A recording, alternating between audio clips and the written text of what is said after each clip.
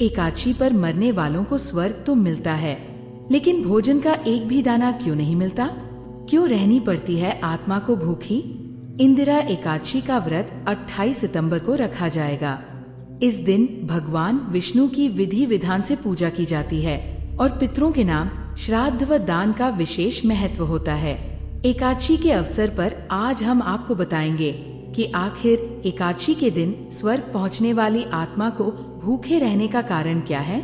पितृपक्ष चल रहे हैं और इन दिनों पूर्वजों के नाम श्राद्ध, दान और तर्पण करने का विधान है। शास्त्रों और पुराणों के अनुसार पितृपक्ष में पितरों के नाम श्रद्धा सहित श्राद्ध करने से पितर प्रसन्न होते हैं और पितृदोष से मुक्ति भी मिलती है। गरुड़ पुराण में बताया गया है कि यदि कोई व्यक्ति एकादशी का व्रत रखता है और उसी दिन उसकी मृत्यु हो जाए तो वो सीधा स्वर्ग लोक जाता है और जन्म मरण के बंधन से मुक्त होकर मोक्ष प्राप्त करता है। लेकिन आश्चर्य की बात यह है कि एकादशी के दिन मृत्यु होने वाली आत्मा को स्वर्ग में भोजन नहीं मिलता, उसे उस दिन भूखा रहना पड़ता है। आइए जाने आखिर ऐसा क्यों?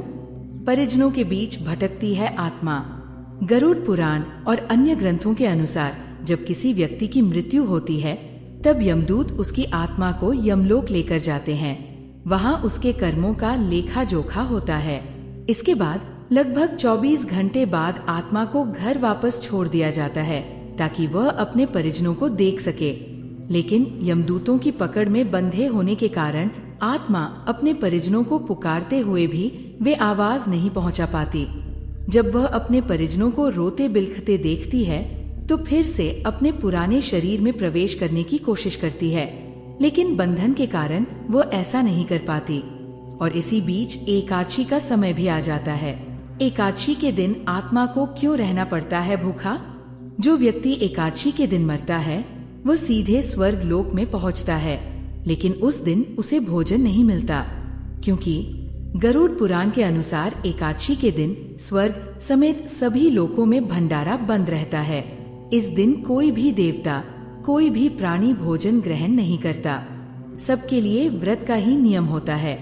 यही कारण है कि उस दिन पहुंचने वाली आत्मा को भी भोजन नहीं दिया जाता। स्वर्ग लोक की तरह बैकुंठ में भी इसी प्रकार भंडारा बंद रहता है।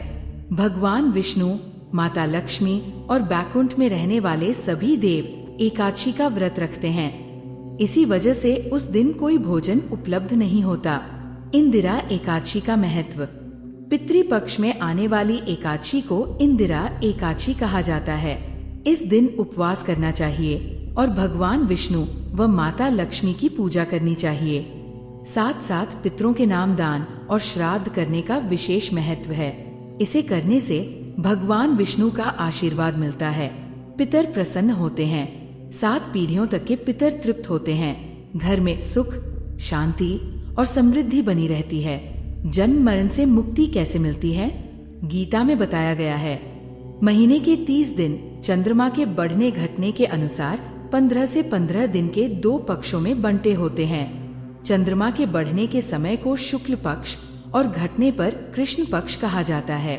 शुक्ल पक्ष का अंतिम दिन पूर्णिमा और कृष्ण पक्ष का अंतिम दिन अमावस्या होती है। शास्त्र कहते हैं शुक्ल पक्ष के 15 दिन देवताओं के दिन कहलाते हैं। इस समय मृत्यु होने से मोक्ष प्राप्त होता है। कृष्ण पक्ष के 15 दिन पितरों के दिन होते हैं। इस समय मृत्यु होने पर पुनर्जन्म मिलता है। इसी कारण पितृपक्ष की एकादशी को इंदिरा एकादशी कहा जाता है और इस दिन श्राद्ध किया जाता है। इंदिरा एकादशी पर श्राद्ध करने से क्या लाभ मिलता है?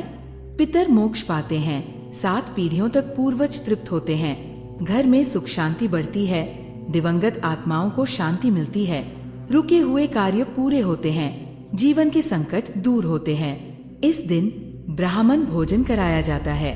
गाय, कुत्ते, कौवे, चींटियों को भोजन दिया जाता है, तर्पण किया जाता है, तिल, अन्न, चावल, दूध का दान किया जाता है, गरुड़ पुराण का पाठ किया जाता है, जरूरतमंदों को धन, अन्न, कपड़े व जूते दान किए जाते हैं। इंदिरा एकादशी पर ये खास कर्म करें।